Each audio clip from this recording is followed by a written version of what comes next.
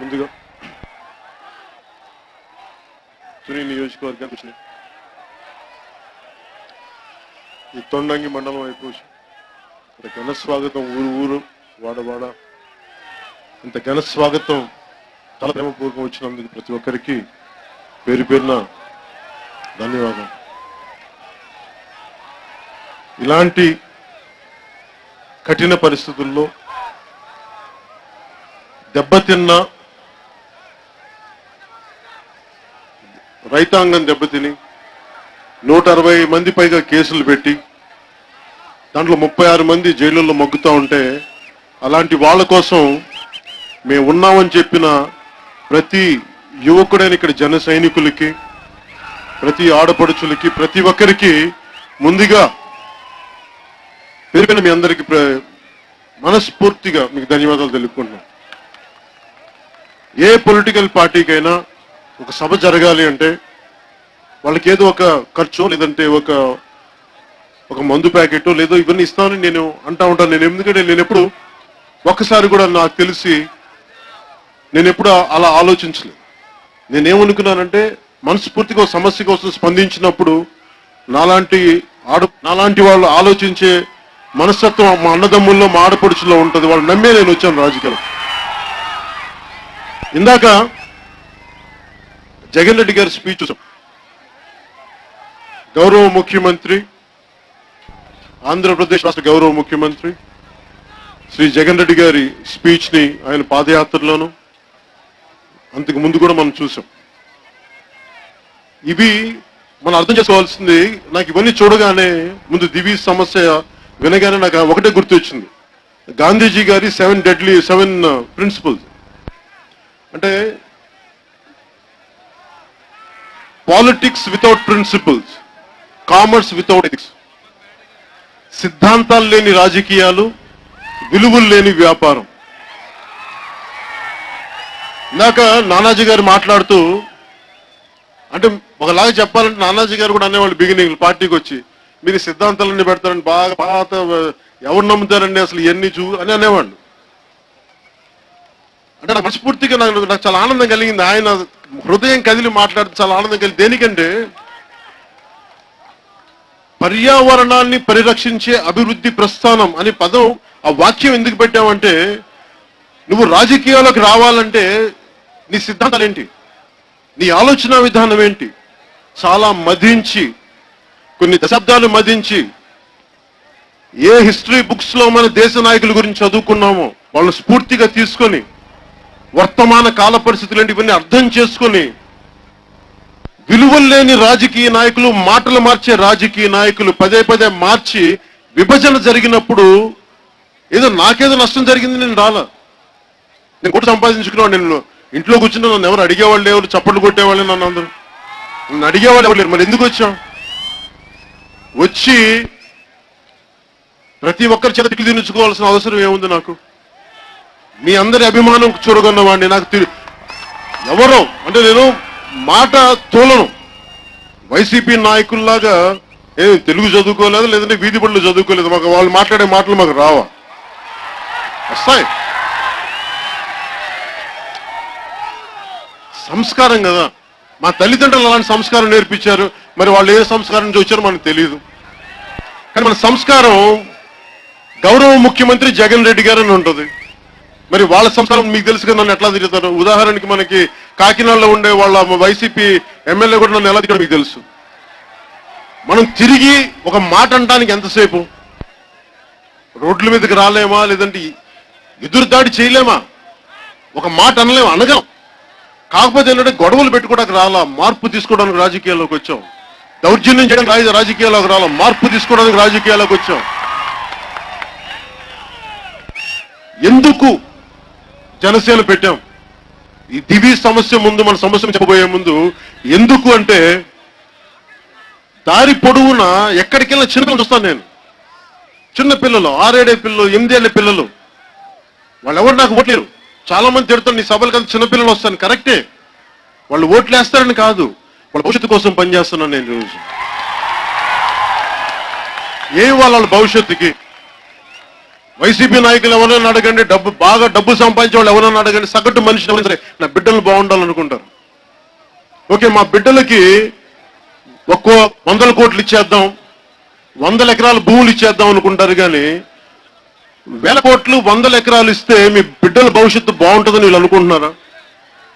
ఖరీదు హైదరాబాద్ లో కూర్చొని ఖరీదైన ఒక లొకాలిటీ జూబ్లీ హిల్స్ లాంటిలో కూర్చొని ఇల్లు కట్టుకుంటే అక్కడ క్షేమంగా ఉంటాం అనుకుంటున్నారా? ఉదాహరణకి వైజాగ్లో డబ్బున్న వాళ్ళకి కానీ డబ్బు లేని వాళ్ళకి కానీ స్టెరైన్ గ్యాస్ ఒకేలా పనిచేస్తుంది, ఒకేలా చంపుద్ది. వాయు కాలుష్యం కానీ ఒకేలా చంపుద్ది.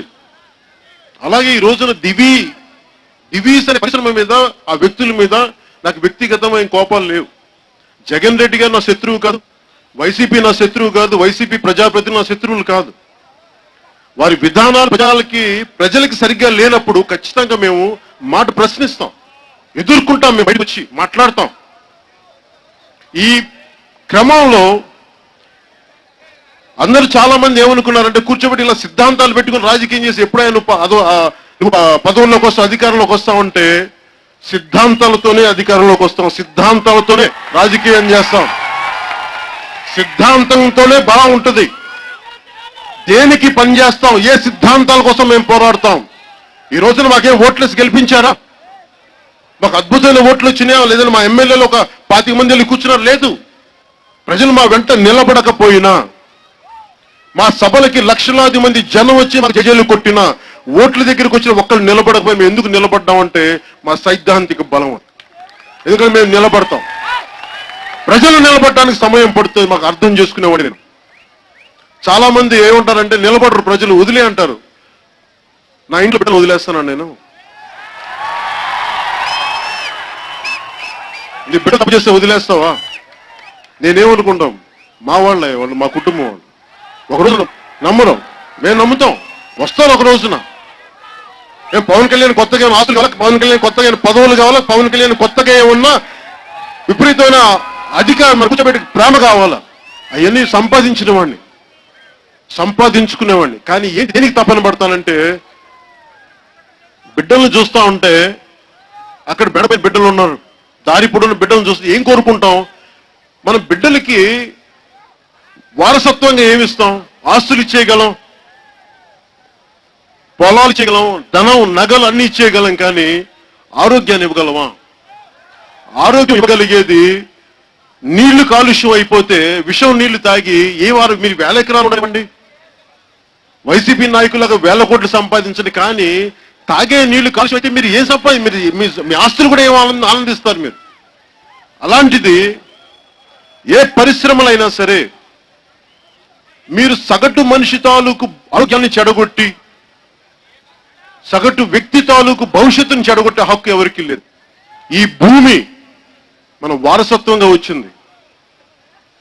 ఒక అద్దింటిలోకి వెళ్తేనే అద్దింటి యజమాని ఏమంటాడు, మాకు ఇక్కడ మేకు కొట్టకూడదు, ఇక్కడ సీల కొట్టకూడదు, ఇది ఇక్కడ విరక్కూడదని 100 లెక్కలు చెప్తారా మనకి ఒక అద్దింటిలోకి? అలాంటిది భూమి సొంతమా? జగన్ రెడ్డి గారి సొంతమా ఇది? లేదంటే వైసీపీ నాయకులు సొంతమా ఈ భూమి అంతా? మీరు ఏదనుకుంటా చేసుకుని వెళ్ళిపోతుంటే అడిగేవాళ్ళు లేకపోతే ఎట్లాగా? మీరు ఇష్టానికి మీరు ఏదనుకుని చేసుకుని వెళ్ళిపోతే మీరు వారసత్వంగా వచ్చింది మీరు చాలా జాగ్రత్తగా ఒక అద్దిల్లు. ఇది మహా బతికితే సగటు ఆయుష్ భారతదేశంలో 64 సంవత్సరాలు.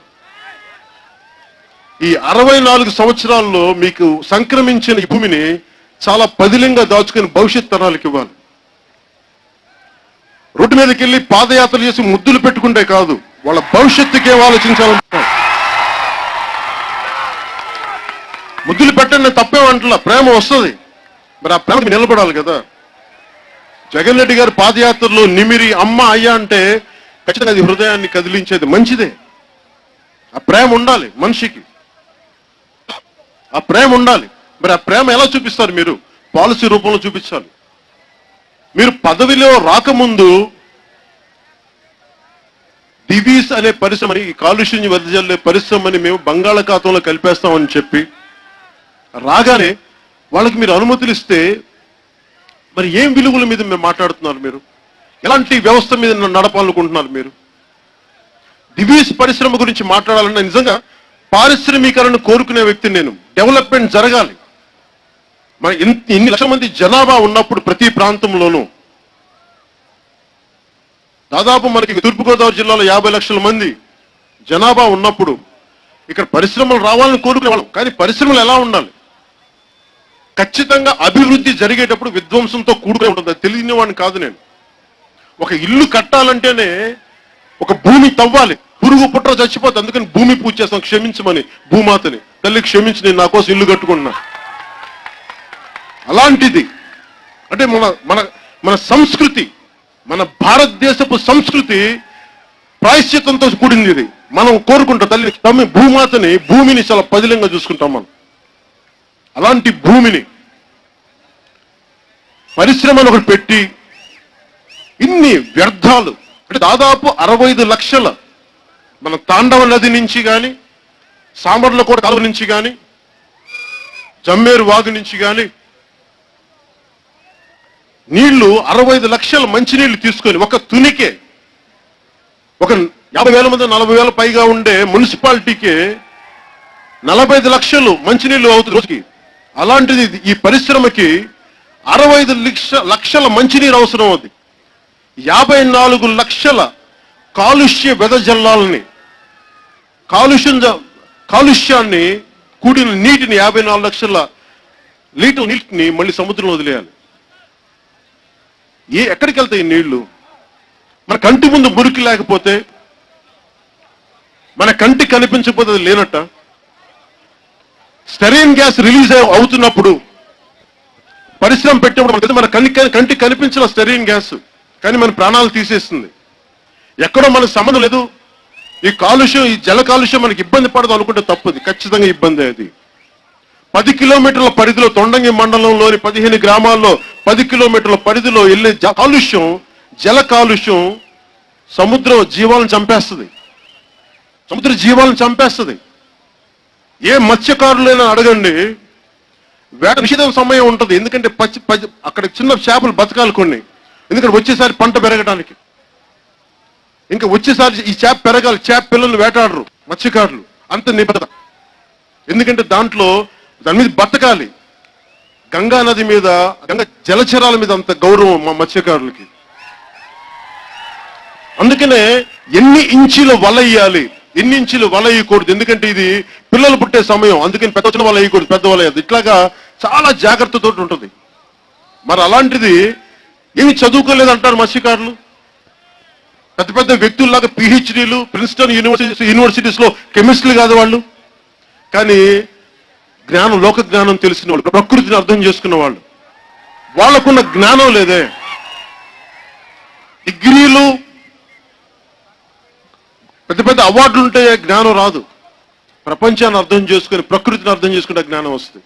అది మన ఇక్కడ ఉండే అన్ని కుటుంబాలకి, అన్ని కులాల వారికి అది ఉన్నది. నేను అదే చూస్తున్నాను. అందరి దగ్గర నుంచి అదే చూస్తూ ఉన్నాను. ఇది మేము కోరుకునేది. ఈ ప్రత్యేక పరిస్థితుల్లో ఆకాశానికి మనం రాకెట్లు ఎగరేసే స్థాయికి వెళ్ళిపోయాం. మార్స్కి వెళ్ళాలనుకుంటా ఉన్నాం. నాసా కానీ, లేదంటే ఇస్రో కానీ ఇవన్నీ కూర్చోబెట్టి ఆకాశానికి వెదజల్లి మనం చాలా గొప్పవాళ్ళం అనుకుంటున్నాం. భారతదేశం నుంచి 0 ఇచ్చామని చాలా గర్వంగా చెప్పుకుంటాం. భవిష్యత్తులో ఒకప్పుడు మేము ఆర్యభట్ట, వరాహమిహిరుడు ద్వారా మేము ఖగోళ శాస్త్రం గురించి ముందే మాకు తెలిసి గొప్పగా చెప్పుకునే వాళ్ళం మనం. అలాంటిది వ్యర్థాలని మనం కాపాడుకోలేకపోతున్నామే. ఒక పరిశ్రమ పెడితే సంపూర్ణంగా శుద్ధి చేసి బయటికి వదిలేరు, మళ్ళీ తాగే మంచినీళ్ళు లాగా. ఆ టెక్నాలజీని మనం పట్టుకోలేమా? ఇంతమంది ఉన్నాం జనాభా, ఇంత గొప్ప మేధావులు ఉన్నారు, ఇంత గొప్ప చాలా తెలివితేటలో కూడిన వ్యవస్థ ఉంది ఇక్కడ. వాళ్ళని ఉపయోగించుకోలేమా మనం? అంటే మేము ఎందుకు పెట్టానంటే, ఇదంతా చెప్తున్నానంటే, పర్యావరణాన్ని పరిరక్షించే అభివృద్ధి ప్రస్థానం ఉంటే పరిశ్రమలు రావాలి, వాళ్ళకి అండగా ఉండాలి. కానీ కాలుష్యాన్ని మీరు తీసుకెళ్లి సముద్ర జలాలు వదిలేస్తాం, లేదంటే మిగతా భూమిలో కలిపేస్తామంటే ఒప్పుకోవడానికి మేము సిద్ధంగా ఉన్నాం.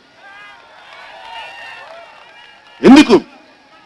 నేను చాలా ఏదో డాక్యుమెంటరీస్ చూస్తూ ఉంటే ఏదో బిల్ గేట్స్ సంబంధించిన డాక్యుమెంటరీ చూస్తుంటే కంప్లీట్ గా వ్యర్థ జలాలని శుద్ధి చేసే నీళ్లు ఉన్నాయి, తిరిగి మంచి నీళ్ళగా తాగలిగే పరిస్థితులు ఉన్నాయి. వ్యర్థ జలాలని అంటే మీ వ్యర్థ జలాలని శుద్ధి చేసి మళ్ళీ తిరిగి మంచి నీళ్ళ వచ్చే పరిస్థితులు ఉన్నాయి. ఆ టెక్నాలజీ ఉంది, కానీ వీళ్ళు వాడటానికి సిద్ధంగా లేరు. ఒక్కొక్క పరిశ్రమ, ఇప్పుడు పెట్టబోయే పరిశ్రమ దాదాపు 3,000 రూపాయల పైచీలకు వాళ్ళ షేర్ వాల్యూ. మీరు ఎదగాలని కోరుకునే వాళ్ళం, కానీ మీ ఎదుగు మా ఏడుపు మీద కాదు, మా ప్రజల కన్నీళ్ళ మీద కాదు మీ ఎదుగుదల. అది మటుకు ప్రతి పారిశ్రామికవేత్త గుర్తుంచుకోవాలి. పరిశ్రమలు రావాలి. నేను కోట్లు సంపాదించేవాడు నాకు తెలుసు. మీలాంటి వ్యక్తులు ఉండాలి, లక్షలాది మందికి ఉద్యోగాలు వస్తాయి. టాటా లాంటి వ్యక్తులు ఉండాలి, బిర్లా లాంటి వ్యక్తులు ఉండాలి, అందరూ ఉండాలి. కానీ మీ లాభాల వేటలో ఇంతమందిని మీరు రోడ్ల మీదకి వేయటం నిజంగా ఎంతవరకు మీకు మనస్కరిస్తుందో మీరు ఆలోచించాలి. వాళ్ళ పొలాల్లోకి వాళ్ళు వెళ్ళటానికి వాళ్ళు లోపలికి వెళ్తుంటే మీరు కూర్చోబెట్టి దాదాపు 120 మంది మీద కేసులు పెట్టడం ఎంతవరకు సబబు? ఇది 36 ఈ రోజుకి జైల్లోనే ఉన్నారే. ఒకవైపు వైసీపీ ప్రజాప్రతినిధులు ఈ రోజు కూర్చోబెట్టి వాళ్ళందరూ జైలు నుంచి విడుదల చేస్తున్నామని చెప్తారు, ఎవరు జైల్లోకి రారు. ఇందాక ఆడపడుచులు ఏడుస్తా ఉంటే గుండె నొప్పి వచ్చేసింది వాళ్ళ గురించి చూస్తుంటాయి. వాళ్ళు కూర్చోబెట్టి ఒక నిమిషం అను చూడు, స్లోగన్స్ అరిస్తే మార్పు రాదు, గుర్తుపెట్టుకోండి. స్లోగన్స్ మీరు భారత్ మాతకి చేయన్నా లేదంటే పవన్ కళ్యాణ్ సీఎం అన్నా మన జీవితంలో మార్పు రాదు. ఇక్కడ కాలుష్యం తగ్గదు. ఎప్పుడు అంటే మనం పని చేయడానికి, అది దయచేసి అర్థం. ఎందుకు చెప్తున్నామంటే ఇది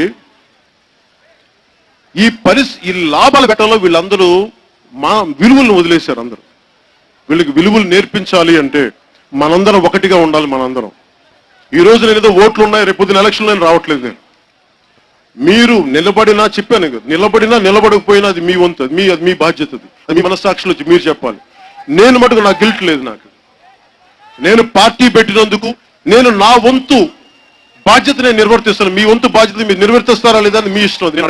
నాకు అడిగే హక్కు లేదు. నాకు ఈరోజు ఈ తొండగి మండలంలో జనసేనకి నిలబడ్డారో లేదు కూడా నేను అడగట్లా, నిలబడతారో కూడా లేదు నేను అడగను. కానీ మీ కన్నీరు చూడడానికి కొంతమంది వ్యక్తుల సమూహం ఉంది జనసేనలో. మేము నిలబడ జన సైనికులు మా ఆడపడుచున్నాం. అందుకు మేము చాలా గర్వంగా చెప్తున్నాం.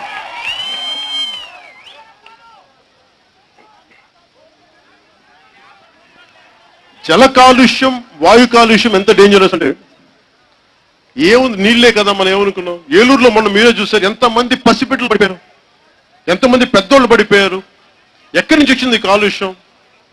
ఏదో అక్కడ ఉన్న పరిశ్రమలో లేదా అక్కడ ఉన్న హ్యాచరీలో వాడే ఈ రసాయనాలు తిరిగి మంచినీళ్ళలో కలిసిపోయి ఈ రోజుకి రాష్ట్ర ప్రభుత్వం ఇందువల్ల ఏలూరులో ప్రజలు అంత అస్వస్థత గురయ్యారు. ఈ రోజుకి తేల్చి చెప్పలేరు, మర్చిపోయింది. రాత్ గై బాత్ గై అంటాం కదా, అయిపోయింది. మా జరిగిపోయింది. ఒక 15 రోజులు మీడియాను మేనేజ్ చేసాం, మర్చిపోయాం. కానీ జనసేన ప్రభుత్వంలోకి వస్తే ఆలోచించాలి. సమస్యను పరిష్కరించే వరకు మేము అండగా నిలబడతాం. మేము అలాగే ఈ ముఖ్యంగా కాలుష్యం వెదజల్లే పరిశ్రమల మీద చాలా స్పష్టమైన అవగాహన ఉన్నవాడిని నేను. జనసేన పెట్టడానికి ముఖ్య కారణం ఒకటి ల్యాండ్ అక్విజిషన్. ఇప్పుడు ఇన్ని వేల ఎకరాలు మనకి కోస్టల్ కారిడార్ అని చెప్పి ఇన్ని వేల ఎకరాలు సేకరిస్తే రైతుల్ని 3 లక్షలు ఇచ్చి ఒకవైపు తిరిగి కొనుక్కుందామంటే సెంటు కూడా రాని భూమి ఒక సెంటు కూడా కొనలేం వాళ్ళు ఇచ్చే వాళ్ళకి డబ్బుకి. కానీ దానికోసం ఇన్ని వేల ఎకరాలు తీసుకొని పరిశ్రమలు పెట్టరు. అంటే ఉదాహరణకి దివి సంబంధించి చూస్తే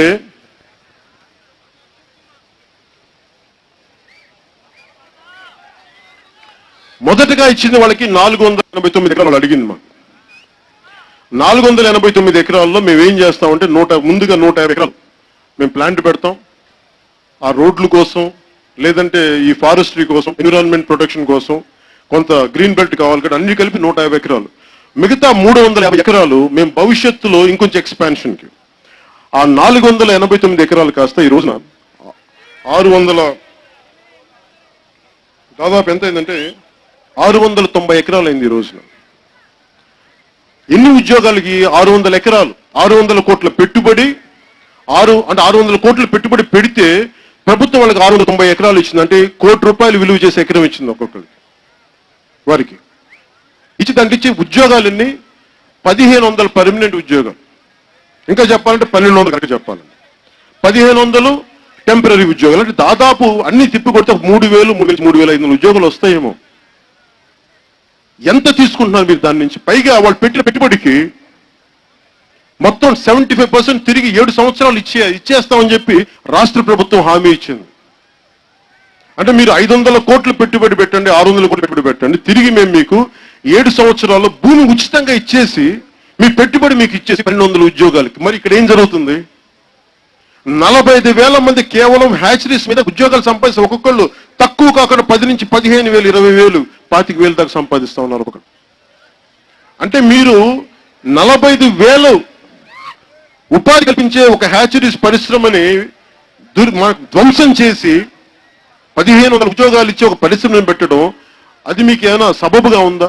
రాష్ట్ర ప్రభుత్వం ఆలోచించాలి, జగన్ రెడ్డి గారు ఆలోచించాలి. 151 ప్రజాప్రతినిధులు ఉన్న మీరు కూడా, మీరు ఇంకా చాలా యువ నాయకులని చెప్తారు, మీ గురించి చాలా భవిష్యత్తు గురించి చాలా కలలుగానే నాయకులని చెప్తారు. మీకు భవిష్యత్తులో పరిశ్రమల మీద చాలా అవగాహన ఉన్న వ్యక్తులని చెప్తారు మీ గురించి. మరి మీరు కూడా ఇలా చేస్తే ప్రజలు ఎక్కడికి వెళ్తారు? ఎవరి దగ్గరికి వెళ్ళి మాట్లాడతారు? మీరు కూడా ఇంత దివీస్ ని బంగాళాఖాతం కలిపేస్తున్న మీరు మళ్ళీ దివీస్ కి మీరు పర్మిషన్ ఇస్తే ప్రజలు ఎక్కడికి వెళ్తారు? ఇందాక మీరే జగన్ గారే చూసారా తెలుగుదేశం ప్రభుత్వం ఆడవాళ్ళని ఎలా కొట్టారు? మరి ఏం చేశారు వైసీపీ ప్రభుత్వం వచ్చి? మీరు కొత్తగా ఏం చేశారు? మీరు అంబేద్కర్ గారి దగ్గరికి ఎందుకు వెళ్తామంటే, అరే ఒక రాజ్యాంగ నిర్మాతగా ఒక సింబాలిక్ జెస్చర్ అది. మనం చెప్తాం మాకు అన్యాయం జరిగింది చెప్పడం. అలాంటి చోట్ల కూడా మీరు వ్యవస్థలను దుర్వినియోగం చేసేలా వాడితే, పోలీసుల మీద మన అందరి కోపం ఇలాంటి పరిస్థితులకు ఎవరి మీద కోపం వస్తుంది? పోలీసుల మీద కోపం వస్తుంది అందరికి. ఇందులో పోలీసులు తప్పే ఉందని నేను ఇప్పుడు అనుకుంటా ఉంటాను. వాళ్ళ పొలిటికల్ ప్రాసెస్ ఏం చేస్తారో, రాష్ట్ర రాజకీయ వ్యవస్థని నడిపే వ్యక్తులు ఏం చెప్తారో వాళ్ళు అదే చేస్తారు. వాళ్ళకి మనసు ఉండదు, వాళ్ళకి డ్యూటీ ఉంటుంది. పోలీసు కానిస్టేబుల్ కొడుకుని కాబట్టి నాకు తెలుసు. అందుకని పోలీసులు ఎప్పుడు తప్పట్టు, పోలీసులు చాలా మర్యాదగానే ఉంటాను నేను. ఒకసారి దురుసుగా ప్రవర్తిస్తారు, నేను కాదు తప్పు అనుకోను, ఎందుకంటే పాపం వాళ్ళ డ్యూటీ నిర్వహణలో భాగం. ఉదాహరణకు నేను అమరావతికి వెళ్తే నన్ను నెట్టేసే పరిస్థితులు ఉన్నాయి, కానీ నేను భరించాను, ఎందుకంటే అది వాళ్ళ తప్పు కాదు, వాళ్ళ పొలిటికల్ వాళ్ళు శాసించే వ్యక్తుల తాలూకు తప్పది. నా కోపం ఈ వ్యవస్థను శాసించే వ్యక్తుల మీద తప్ప నాకు పోలీసుల మీద నాకు ఎప్పుడు ఇబ్బంది ఉండదు, కోపం ఉండదు. నేను వాళ్ళు అర్థం చేసుకోగలను. నేను పర్మిషన్ ఇచ్చి కూడా రావద్దని చెప్పినా కానీ నేను ఒకటే అనుకున్నా, మేము నడుచుకుంటూ వస్తాం, మమ్మల్ని ఆపని చూస్తాం. దేనికింత ధైర్యం ఉంటుంది? మాకు 1,000 కోట్లు అవసరం లేదు, కుల రాజకీయాలు చేయం, కుటుంబ రాజకీయాలు చేయం, మేము సిద్ధాంతంతో కూడిన రాజకీయాలు చేస్తాం. సిద్ధాంతంతో కూడిన, అందుకనే పదవిలోకి రాకముందు దివీస్ని మేము బంగాళాఖాతంలో కలిపేస్తాం అని పెద్ద మాటలు మాట్లాడడం, వచ్చిన తర్వాత వాళ్ళకి పర్మిషన్ లేవు. మేము చాలా నిష్పక్షపాతంగా ఒక పరిశ్రమ ఉండాలంటే ఎలాంటి విధానాలు ఉండాలి, కాలుష్యం ఎంత జరుగుతున్నారు, మీరు ఇన్ని ఉద్యోగాలకి మీరు ఇంత విధ్వంసం క్రియేట్ చేస్తే అలాంటి పరిశ్రమ మాకు వద్దు, మీరు వెళ్ళిపోండి ఇక్కడి నుంచి, మీ పర్మిషన్ ఏమో. అలాంటి ప్రభుత్వం రావాలని నేను కోరుకున్నాను, అలాంటి ప్రభుత్వం జనసేన స్థాపించాలని నేను కోరుకుంటా ఉన్నాను.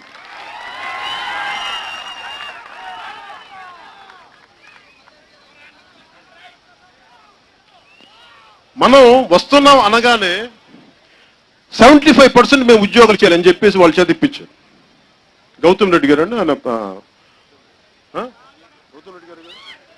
పరిశ్రమ శాఖ మంత్రి గౌతమ్ రెడ్డి గారు 75% ఉద్యోగాలు ఇస్తాం. ఆ మాట పవన్ కళ్యాణ్ రాకముందు చెప్పలేదు, మీరు ఇప్పుడు ఎందుకు చెప్తారు కొత్తగా? సరే ఓకే, ఏంటి దానికి ఏంటి ప్రజలంతా చొక్కాలు చించుకొని చప్పట్లు కొడతారనుకున్నారా ఏంటి మీరు? తొండంగి మండలం మొత్తం సోషల్ ఇంపాక్ట్ అసెస్మెంట్, సామాజిక ప్రభావం అంచనా. ఇంకో విషయం చెప్పాలి, ఒక పరిశ్రమ పెట్టాలి అంటే ఫస్ట్ భూమి కావాలంటే దాని సామాజిక ప్రభావం అంచనా. అంటే ఇక్కడ ఏ కులాలు ఉన్నాయి, ఇక్కడ ఈ భూమి లాక్కుంటే ఏ కులాలు ఉన్నాయి, ఇక్కడ వాళ్ళు ఏ ఉపాధి చేస్తున్నారు, ఎంత సంపాదిస్తున్నారు, మనం తీసుకున్న దానికి ఎంత ఇవ్వాలి, ఇవన్నీ సామాజిక ప్రభావం అంచనా చేస్తారు. ఇది చేసింది ఎవరంటే దివీస్కి రామ్కి ఎన్విరాన్మెంట్ ఇంజనీర్స్ అని చెప్పి దాని ఐ థింక్ నాకు తెలిసి వాళ్ళకి వైసీపీలో నాయకుల్లో ఒక కంపెనీ అది రామ్కీ గ్రూప్ది, పిల్లికి ఎలక సాక్ష్యం లాగా వైసీపీలో ఉండే వాళ్ళ వ్యక్తులకు రామ్కీ సంస్థ వీళ్ళకి ఇస్తుంది. నేనేమంటానంటే మీకు మీరే సాక్ష్యం ఇచ్చేసుకొని మీకు మీరే టిక్కులు పెట్టేసుకుంటే దీంట్లో నేను గ్యారంటీగా అడుగుతాను, రాష్ట్ర ప్రభుత్వం పరిశ్రమల శాఖ మంత్రి గారిని అడుగుతాను, గౌతమ్ రెడ్డి గారిని అడుగుతున్నాను, మేకపాటి గౌతమ్ రెడ్డి గారిని అడుగుతున్నాం. వాళ్ళు వెదజల్లే వాళ్ళు వదిలే వ్యర్థాలు ఇక్కడ మత్స్య సంపద చెప్పండి, మేము మీకు అడుగుతాం. మీరు ప్రూవ్ చేయండి. అది మీరు కూర్చోబెట్టి మాటలు చెప్పే కదా, మీరు సైంటిఫిక్ గా ప్రూవ్ చేయాలి. మాకు స్కిన్ వ్యాధులు రావు, చర్మ వ్యాధులు రావు, భవిష్యత్తులో పిల్లలకి ఏ జబ్బులు రావు, మీరు ప్రూవ్ చేయండి. ఇలాంటి పరిశ్రమలు మన దేశంలో ఎందుకు ఉంటాయి అని మీరు ఆలోచించాలి ఒకసారి. ఇంతమంది యువత ఉన్నారు. మీరు 1984లో భోపాల్ గ్యాస్ ట్రాజడీ వచ్చింది. పసిబిడ్డ ముక్కు పచ్చలారని పసిబిడ్డలు చనిపోయారు. ఎందుకు చనిపోతున్నావు? రాత్రి మొన్నటికి మొన్న భోపాల్ గ్యాస్ ట్రాజడీ జరిగింది, మళ్ళీ మన సరైన గ్యాస్ జరిగింది. దాదాపు అలాంటి ట్రాజడీని భయపడిపోయి ఇంకా, కానీ అదృష్టవశాత్తు ఇంకొంచెం తగ్గింది. ఎందుకు మన దేశంలోనే పెడతారంటే మన దేశంలో పర్యావరణ చట్టాలు చాలా బలహీనమైనవి. 84లో భోపాల్ గ్యాస్ ట్రాజడీ తర్వాత 94లో కానీ కొంత పర్యావరణ చట్టాలు తీసుకురాల. ఈ రోజుకి అవి అమలుకు నోచుకోలేదు. ఈ రోజుకి కూడా పర్యావరణ శాఖ ఏం చేస్తుంది? పొల్యూషన్ బోర్డు ఏం చేస్తుంది? ఎవరు సమాధానం చెప్పరు. మీరు బాధ్యత తీసుకుంటారా? రామ్కీ ఎన్విరాన్మెంట్ ఇంజనీర్స్ మీరు సర్టిఫికేట్లు ఇచ్చారు, ఈ పరిశ్రమ ఎలాంటి కాలుష్యం మీద జల్లదని మీరు ఇచ్చారు. రేపు పొద్దున ఒక తప్పు జరిగి వచ్చే ఆ బాలింతలు గర్భాలు పోయి స్కిన్ డిసీజెస్ వచ్చి మొత్తం మత్స్య సంపద కోల్పోతే అప్పుడు మీరు బాధ్యత తీసుకుంటారా? రామ్కీ ఎన్విరాన్మెంట్ ఇంజనీర్స్ బాధ్యత తీసుకుంటారా? మీరు ఇప్పటికి బాధ్యత తీసుకుంటారా? మీరు తీసుకోరు. ఎందుకంటే అప్పుడు ప్రభుత్వం సంబంధం లేదు, మేము వాటికి సిద్ధంగా లేవు. ఇలాంటి పిచ్చి సమాధానం చెప్తే వినటానికి జనసేన సిద్ధంగా. ప్రతి ఒక్కరు బాధ్యత తీసుకొని తీరాలి. ఎవడబ్బు సొమ్మని భూమి, అందరి సొత్తు భూమి. ఏం ఇష్టానికి వచ్చి పరిశ్రమలు పెట్టుకోండి, పరిశ్రమలు స్థాపించాలి, పరిశ్రమలు రావాలి, కానీ బాధ్యత గల పారిశ్రామికవేత్తలు రావాలని మేము జనసేన కోరుకుంటున్నాం. అంటే నిష్ఠారాజ్యంగా కూర్చోబెట్టి ఒక్కొక్క రాజకీయ నాయకులకి మీరు కూర్చోబెట్టి మీరు వాటాలు ఇచ్చేసి మీరు పరిశ్రమలు స్థాపిస్తూ ఉంటే కుదరదు. ప్రజల ఆయురారోగ్యాల మీద మీరు ఆటలాడుతూ ఉంటే కుదరదు. అలాంటి వాటికి మేము విరుద్ధం, మేము దానికి వ్యతిరేకం. దానికి మీరు ప్రూవ్ చేయాలి, సైంటిఫిక్ రిపోర్ట్స్ రావాలి. అంటే మీరు అభివృద్ధి అని చెప్పి ప్రజల్ని జబ్బుతో పడేస్తే అదే అభివృద్ధి. దగ్గుతో చచ్చిపోతావు, టీబీలతో చచ్చిపోతావు, అదే క్యాన్సర్లతో, అదే అభివృద్ధి. 1000 కోట్లు ఉన్నాయి బ్యాంకుల్లో, జీడిపి పెరిగింది అంటాం. ఆరోగ్యం లేని కాడికి జీడిపి దీనికి ఏం చేసుకుంటాం? క్యాన్సర్ హాస్పిటల్ కూర్చొని చేయించుకోవడానిక? ముందు జబ్బులు క్రియేట్ చేసుకుందాం, తర్వాత జబ్బులు మందులు కానీ పెడదాం. అసలు జబ్బులు పుట్టని సమాజం ఎలా చేద్దాం, దాంతో పాటు అభివృద్ధి ఎలా ఉండాలో అలాంటిది ఆలోచిద్దాం. మనుషులు ఉన్నారు దానికి తగ్గట్టుగా, మేము దాని దిశగా ఆలోచిస్తాం. జగన్ రెడ్డి గారికి మేము ఒకటే కోరుకుంటా ఉన్నాం, మీరు ఏ మాట అయితే చెప్పారో నేను మా మాట చెప్పట్లేదు. మేము ఇక్కడ కాలుష్యం వెదజల్లే పరిశ్రమలు రానివ్వం అని మీరే చెప్పారు. మీ మాట మీరు నిలబెట్టుకోండి, మేము అదే అడుగుతున్నాం.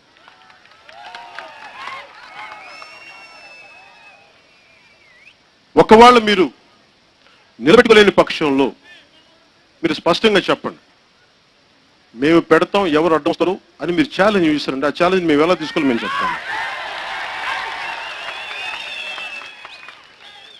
మేము ఒకటే అడుగుతాం, దివీస్ యాజమాన్యానికి కూడా మేము మనస్ఫూర్తిగా చెప్తున్నాం, మేము మీకు వ్యతిరేకం కాదు, కానీ మీ పరిశ్రమ వల్ల ఇక్కడ విపరీతమైన కాలుష్యం ఉంది అని చెప్తున్నారు.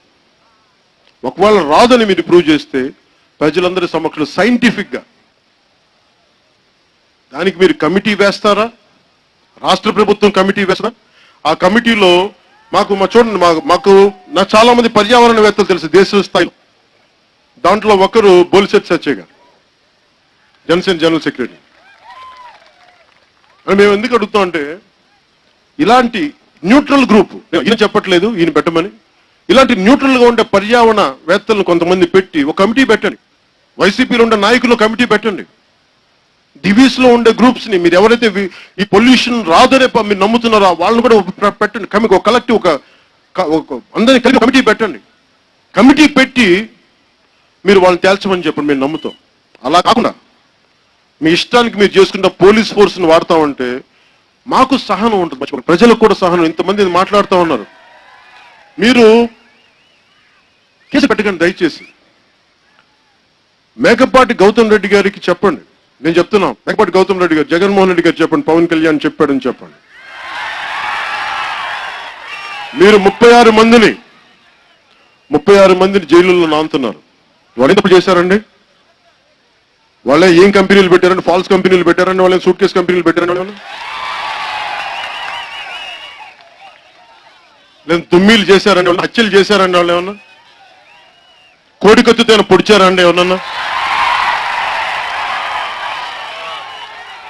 కోడికత్తితో పొడిచిన వాళ్ళు బాగానే ఉండరు, పొడిచిన వాళ్ళు బాగానే ఉంటారు.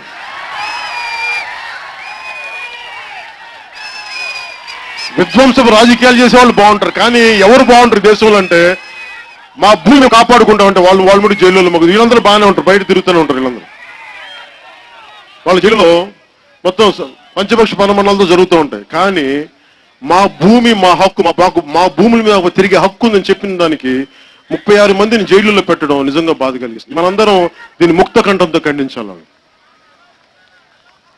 ఇది గౌతమ్ రెడ్డి గారు చెప్తా ఉన్నాను. జగన్ రెడ్డి గారు చెప్పండి, మీ పెద్ద మనసుని ప్రూవ్ చేసుకోండి. మీరు వదిలితే జనసేనకి పేరు వస్తా లేదు, మీ ఆ పేరు మీరే తీసుకోండి, మాకు అవసరం లేదు.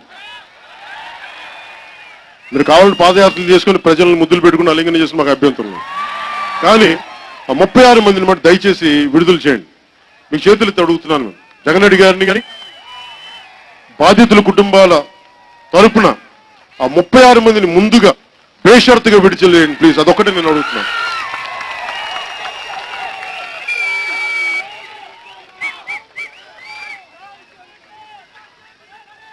ఏదో ఒకటి కనుక అంటే నేను ఒకవేళ ఇదే పరిస్థితి ఉంటే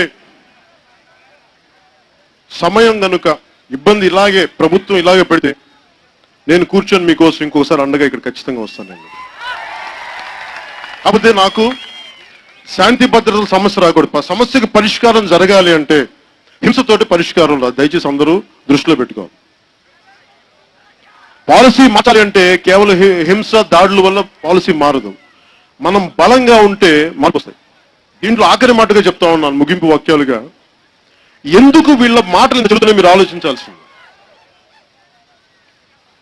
వైసీపీ అని కాదు, అంతకుముందు ఉన్న టీడీపీ కాదు, ఎందుకు వీళ్ళకి ఇంత నిర్లక్ష్యం ప్రజలంటే అని ఒకసారి మీరు ఆలోచించాల్సింది. 2000 రూపాయల కోసం లేదంటే 500 రూపాయల కోసం, ఒక సారా ప్యాకెట్ కోసం, ఒక పలావ్ కోసం మనం జీవితాన్ని అమ్మేసుకున్నాం. అది మనలో తప్పిది. మనకి నైతిక హక్కు కోల్పోయాం మనం.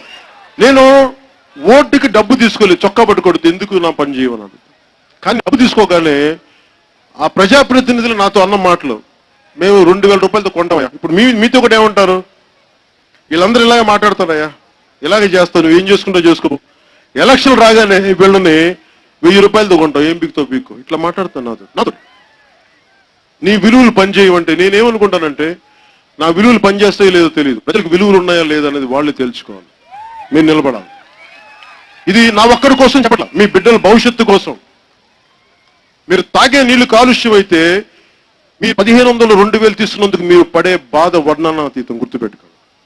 స్టెరీన్ గ్యాస్ కోసం బిడ్డలను కోల్పోయిన వ్యక్తుల్లో కొంతమంది నాకు చెప్పారు, మేము డబ్బు తీసుకుని ఓటేసాం, ఈ రోజు అందుకే మా పాపాలు తగిలి ఏడుస్తూ ఉంటే నా కన్నీళ్ళు వచ్చేసినాయి.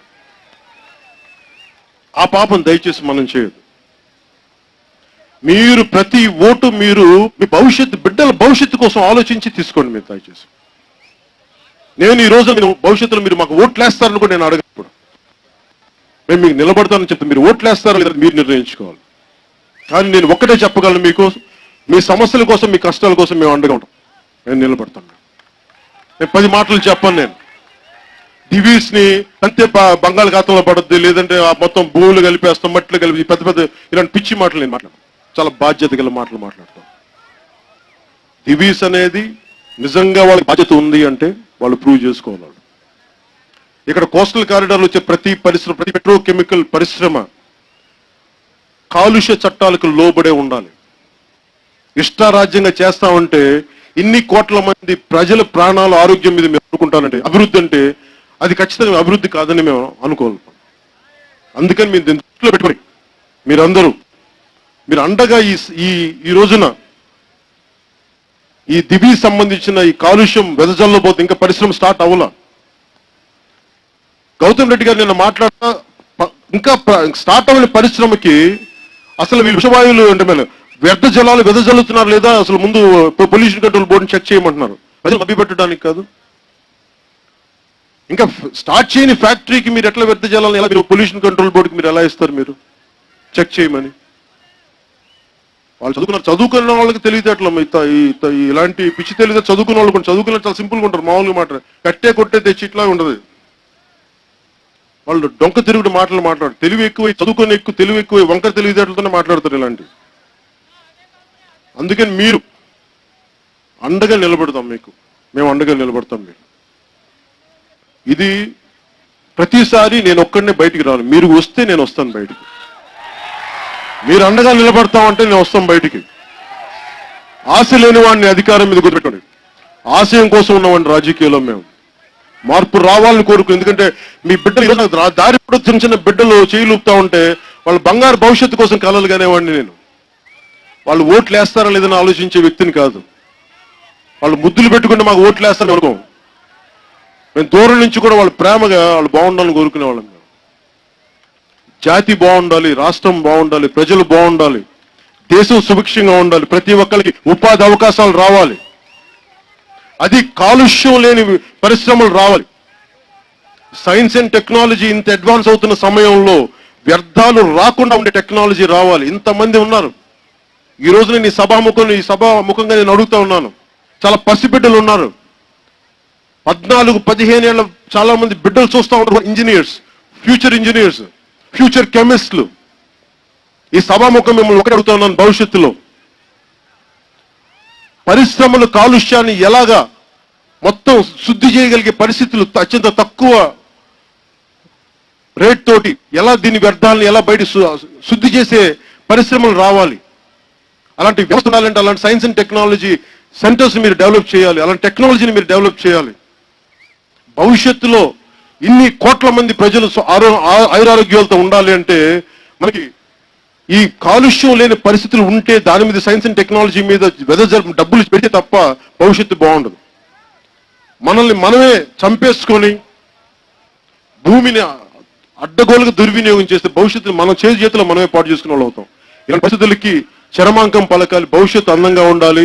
అందుకని ప్రతి ఒక్కరికి ఈ రోజున దివీస్ నుంచి వచ్చిన ప్రతి ఒక్కరికి, హ్యాచరీస్ యజమానులకు కానీ ప్రతి ఒక్కరికి కూడా మనందరికీ కలెక్టివ్ రెస్పాన్సిబిలిటీ. ఈ రోజు నేను ఒక వైసీపీని అంటలేదు. నేను వైసీపీకి బాధ్యత 151 ప్రజాప్రతినిధులు ఉన్నారు. మీకు ఎక్కువ బాధ్యత ఉంది. మీరు రాష్ట్రాన్ని నడుపుతున్నారు. అందుకని మీరే దీనికి ఒక పరిష్కారం చూపించండి. జనసేన మిమ్మల్ని తెలుగుదేశం లాగా ఇంకో పార్టీలాగా మిమ్మల్ని తిట్టం. మేము జగన్మోహన్ రెడ్డి గారు గుర్తుపెట్టుకోండి. మేము పిచ్చి పిచ్చిగా తిట్టే వ్యక్తులం కాదు. చాలా బాధ్యతతో మిమ్మల్ని విమర్శిస్తాం. చాలా బాధ్యతగా చెప్తాం. మీకు మర్యాద ఇస్తాం. మీరు మాకు బూతులు తిట్టినా మేము మిమ్మల్ని చాలా గౌరవంగా మాట్లాడతాం. గుర్తుపెట్టుకోండి. కానీ మా గౌరవాన్ని మీరు నిలబెట్టుకోలేక మీరు కూడా ప్రవర్తించాలి. మీరు మా గౌరవం ఇచ్చినా ఇవ్వకపోయినా కానీ మేము అడిగేది మీరు ముఖ్యంగా దివీస్ సంబంధించింది మీరు ఇచ్చిన మాటను మీరే నిలబెట్టుకోండి. లేని పక్షంలో మీరు ప్రజల మీద ఇలాగే కేసులు పెట్టి ఇలాగే మీరు హింసిస్తా ఉంటే, ఇందాక ఆయన పెద్దలు సార్ మీ పేరు ముసలయ్య గారు చెప్పినట్టుగా మేము ఏ స్థాయికి వెళ్తాం మేము చెప్పలేమంటే అలాంటి వాళ్ళకి అండగా నిలబడతాం. వాళ్ళు బాగుండాలని కోరుకుంటాం.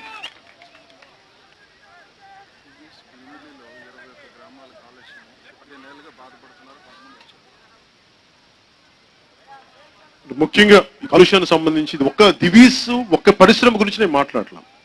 ఇక్కడ దివీసే ఉండొచ్చు, మిగతా చోట్ల వేరే పరిశ్రమ ఉండొచ్చు. కానీ నేను ఒక జనరల్ పాలసీగా మాట్లాడుతున్నాం. ఒక పరిశ్రమ లేదో ఒక వ్యక్తి మీద మా కోపం కాదు, మార్పు రావాలని కోరుకుంటా ఉన్నాం. ఒక పరిశ్రమ మీద మాకు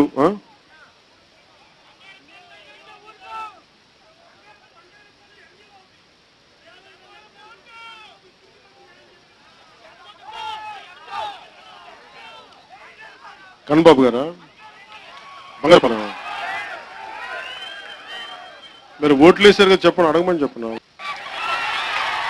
ఓట్లు వైసీపీకి వేసి సమస్యలను పరిష్కరించమని ఎలా పరిష్కరిస్తావా?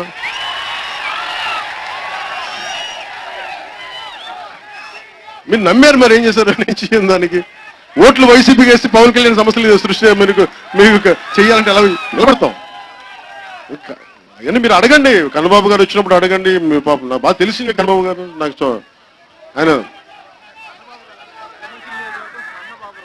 కన్నబాబు రాజు గారా, ఆయన కన్నబాబు గారిని అడగచ్చు, తప్పేముంది? వైసీపీలో మంత్రి కదా ఆయన, అడగండి. ఇవన్నీ మేము ఏం కోరుకుంటున్నామంటే భవిష్యత్తు అందరికీ బాగుండాలి. దివీస్లో ఎవరైతే బాధగా ఈ కష్టాలు ఉన్నారో వాళ్ళకి మేము ఇంకొకసారి ముసలయ్య గారికి కూడా నేను మేము మీ అందరి బాధ్యతగా చెప్తాను, మీకు అండగా నిలబడతాం సార్.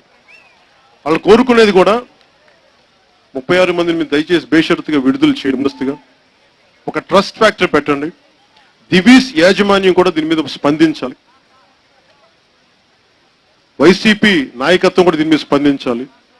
భవిష్యత్తులో ఇలాగే కేసులు పెట్టుకుంటే మా జనసేన నాయకులందరికీ పంత నానాజీగా ఎదిగే ప్రతి ఒక్కరికి, పితాని బాలకృష్ణ, ప్రతి ఒక్క నాయకులకి పేరు పేరున మనం ఈ రోజున అండగా నిలబడతాం. ఒకసారి మన చేతులు ఎత్తి ప్రజలకి మనం హామీ ఇద్దాం. ఒకసారి మీ అందరికీ పేరు పేరున ధన్యవాదాలు తెలుపుకుంటూ మనం అండగా నిలబడదాం ప్రతి ఒక్కరికని తెలియజేసుకుంటూ సెలవు తీసుకున్నాం. జై హింద్.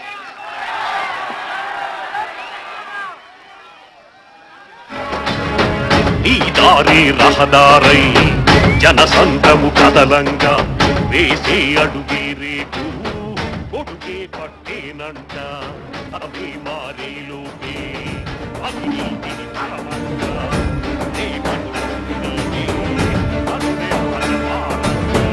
ఈ దారి రహదారై జనసంద్రము కదలంగా వేసే అడుగే రేపు కొడుకే పట్టేనంట తరమే మారేలోపే అవినీతిని తరమంగా రేపటి తరముకు నీవే కనురెప్పగ మారంగా చై చై కవాతు చై చరిత్ర లిఖించు కవాతు చై ప్రకంపనల్లా ప్రభంజనల్లా జనించి ధ్వనించు కవాతు చై చై చై కవాతు చై ధరిత్రి స్మరించు కవాతు చై మహత్తరంగా మహోద్యమంగా చెల్లించి జ్వలించు కవాతు చై కవాతు చై కవాతు చై జన సైనికులే కవాతు చై కవాతు చై కవాతు చై ధనమని తలకై కవాతు చై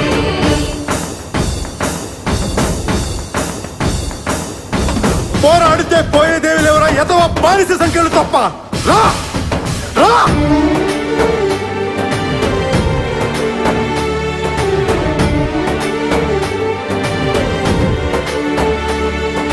సెగలను సహించి దిగులును దహించి పిడికిలి బిగించి తెగువక తెగించి కార్మిక కర్షక శ్రామిక ధార్మిక సేనల ప్రతినిధివై కవాతు చై కవాతు చై జన సైనికులై కవాతు చై కవాతు చై కవాతు చై ధన భవితలకై కవాతు చై